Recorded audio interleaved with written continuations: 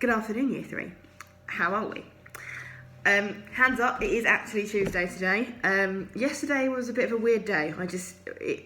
I'm fine, but tasks just got away with me and I didn't get to actually film the video. I hope you're okay. I hope that you and your family are staying safe and having fun. I've been seeing there's been quite a few different people sending me emails of work they've been up to, which is really good. Keeps me entertained. I love seeing what you've been up to. And you'll see down there somewhere, you'll see there are pictures of what people have been up to. So have a look through those.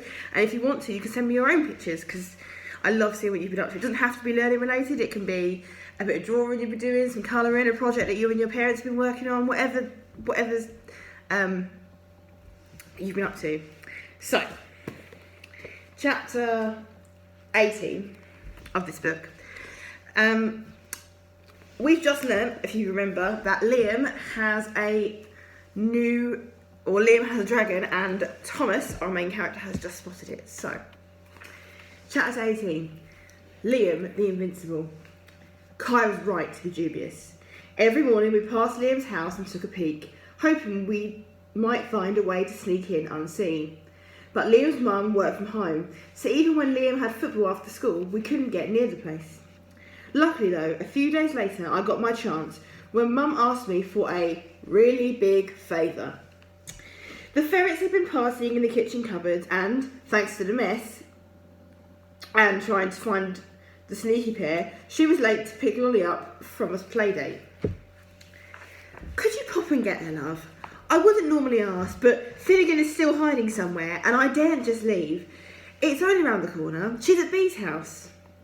Any other time, I would have moaned, groaned, and downright refused this request. Not because I minded fetching Lolly, but because of where she was. The one house I'd usually go out of my way to avoid. But not today.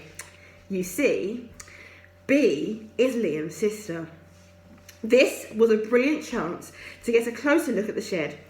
When I got to the house, instead of knocking on the front door, I headed for the side gate. If anyone asked me what I was doing, I could just say I was coming round the back door. When I popped my head round the wall and scanned the garden, I saw Bee and Lolly playing in a big turtle-shaped sandpit. They had built a castle and were now decorating it with stones and sticks. A doll with no hair was propped up against one wall, and Bee was holding a little pony, cantering it to the drawbridge. Meanwhile, Lolly waggled a shark along the moat they had dug, making chomping noises as it chased the pony. Suddenly, Liam came out of the shed.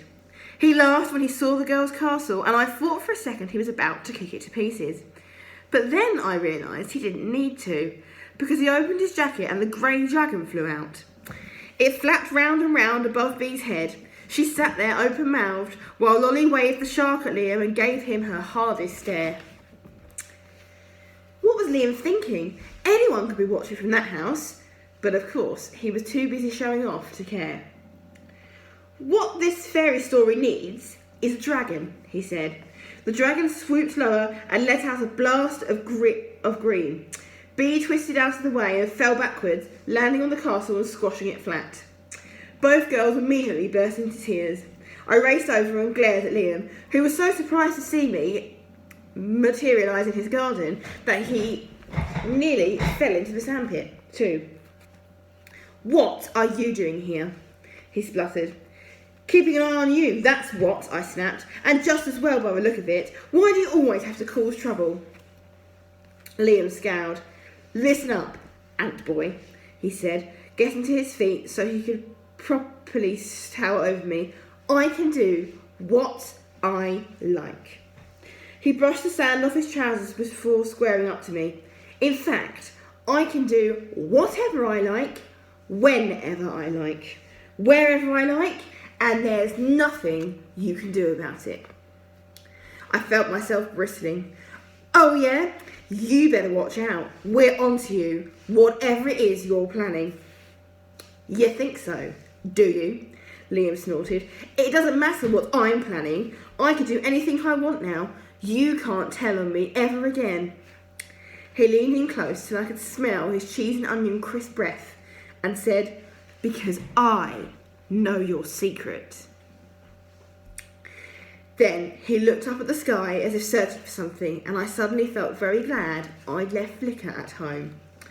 Liam lowered his voice, going for the full-on evil baddie hiss.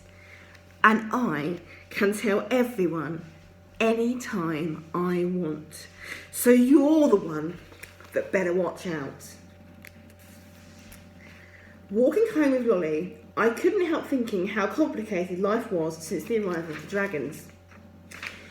It was all getting rather difficult,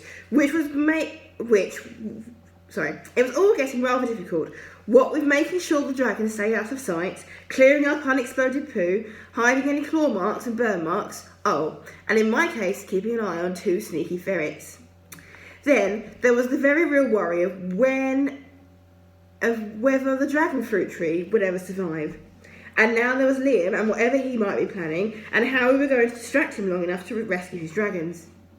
And of course, whether we could do it all without him giving the whole secret away. There's an awful lot to think about, I can tell you. Just something to bear in mind if you're someone who likes things simple, because having a dragon isn't all playing games and toasting marshmallows. There's really a lot more than you think. To deal with one of these worries, the state of the dragon fruit tree, I made sure that every day I got over to Grandad's to sprinkle the 5 spoonfuls of ash on it. I was tempted to chuck a whole load of it on at once, but I kept to the instructions Elvie had left. The last thing I wanted to do was make it worse. It was bad enough knowing I hadn't managed to look after it properly. What if it actually died under my care? I thought it was making a difference. The leaves seemed to be getting greener and less limp, and even the shriveled fruits looked as if they might be fleshing out. But it was hard to tell. It still didn't look very healthy. But then Ted told me something that made me realise we were going to need more than just ash to save the tree. Well, Dad's been asked to take photos of the county flower and veg show, for the paper. And while we were out, he got talking to one of the old guys who were entering. And he said he didn't know why he was bothering really, because he never won anything. Everything he tried to grow just shriveled up. And it was always the same old story of this one guy winning. And here's the interesting bit. And Ted leaned in to whisper.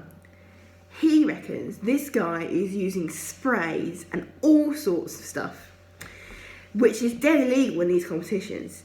And he even said he wondered if someone had been tampering with his plants. And guess who he was talking about? Ted gave a meaningful stare, but I already knew. Grim, I said. It had to be. Suddenly, it all made sense. Hadn't he been the one moaning about pesky bugs? Then there were those 2 boxes he was hiding, his fortified shed, and most incriminating of all, the way he'd been creeping about in the middle of the night. Grim's cheating! More than that, Ted said. He's sabotaging the competition to make sure he can't lose. The nerve of it! After all his accusations and wagging fingers, accusing us of doing things we shouldn't. What's more, with his garden so close to Grandad's, the state of the tree made sense too. He was killing it with chemicals. Whether he actually meant to do damage to the tree or not, it didn't matter.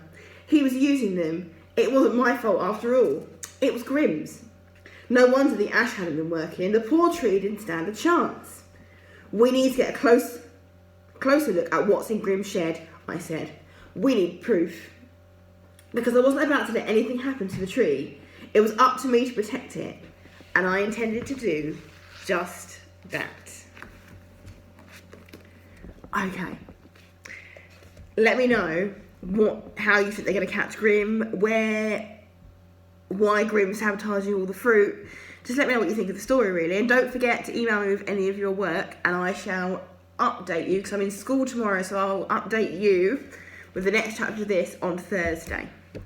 Okay, that's all for now. Bye!